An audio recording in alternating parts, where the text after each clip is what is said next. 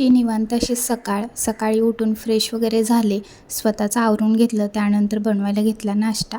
तर आज नाश्त्यामध्ये उपमा बनवायला घेतलेला. तर त्यासाठी मिरची, कांदा असं कट करून घेतलं आणि मस्त असा उपमा बनवून घेतला. तर त्याच्यामध्ये ना मी शेंगदाणेसुद्धा टाकते, कोणी टाकतं कोणी नाही टाकत, पण मला तरी आवडतं त्यामुळे शेंगदाणेसुद्धा मी घातले होते. आणि वरतून अशी कोथिंबीर तर पाहिजेच, त्याच्याशिवाय तर काही चांगलं लागतच नाही. पोहे असो वा उपमा, कोथिंबीर तर पाहिजेच, नाहीतर बिना कोथिंबीरीचं तर त्याची म्हणजे चवच इतकी चांगली नाही लागत. मला तरी कोथिंबीर पाहिजेच.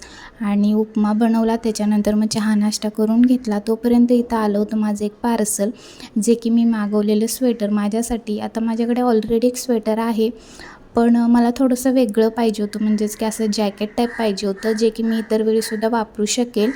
आणि खूप छान आलं होतं, म्हणजे कपडासुद्धा इतका छान होता ना, सॉफ्ट होता आणि मलासुद्धा ते व्यवस्थित बसलेलं.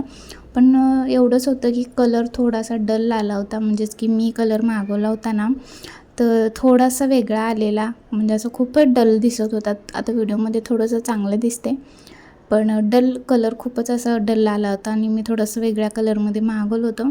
पण इतका कपडा छान होता ना त्याचा, एकदम असं सॉफ्ट कपडा होता, त्यामुळे ठेवून घेतलं मी, राहू दे म्हटलं.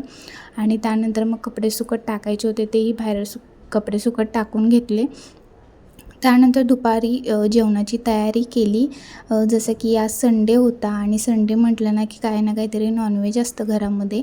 पण आता सध्या ना 1 महिना नॉनव्हेज बंद असणार आहे, कारण की आता मार्गशीर्ष महिना सुरू झालेला आहे. त्यामुळे मग आता बनवायचं काय जेवणामध्ये असं चाललेलं सकाळपासून. तर म्हटलं चला व्हेज पुलाव बनवू दोन्ही वेळेसचा. तर इथे माझ्याकडे जेवढ्या पण भाज्या होत्या ना ते घेतल्या आणि पनीरसुद्धा आणलेलं. पनीर, फ्लावर, बटाटा. त्याच्यामध्ये वाटाणं आणायचं विसरले, त्याच्यामुळे जेवढ्या भाज्या होत्या तेवढ्याच इथं घेतल्या आणि पुलाव बनवून घेतला. आणि इतका छान झाला होता ना, आणि तुम्ही भातसुद्धा बघू शकताय, अगदी असं मोकळा छान असं सुटसुटीत असा भात शिजलेला. 1 तास लागला मला, कारण की माझा कुकर थोडासा खराब झाला आहे, त्याच्यामुळे ना लवकर वाफ पकडत नव्हती, त्याच्यामुळे शिट्टी पण होणार नाही आणि एकतरी शिट्टी पण होत नाही. त्याच्यामुळे मग मी बारीक गॅसवरती 15-20 मिनटं तरी 20 मिनटं तरी ठेवते, पण वाफच पकडत नव्हती, त्याच्यामुळे भात शिजवायला मला बराच वेळ गेला. त्यानंतर मग दुपारचं जेवण करून घेतलं आणि संध्याकाळी ना इथं जे काय माझ्याकडे नवीन कपांचा सेट होता ना तो काढला आणि संध्याकाळची दिवाबत्ती करून घेतली. आणि असा होता आजचा पूर्ण दिवस. पुन्हा भेटू एका नवीन छान अशा व्लॉगमध्ये. बाय.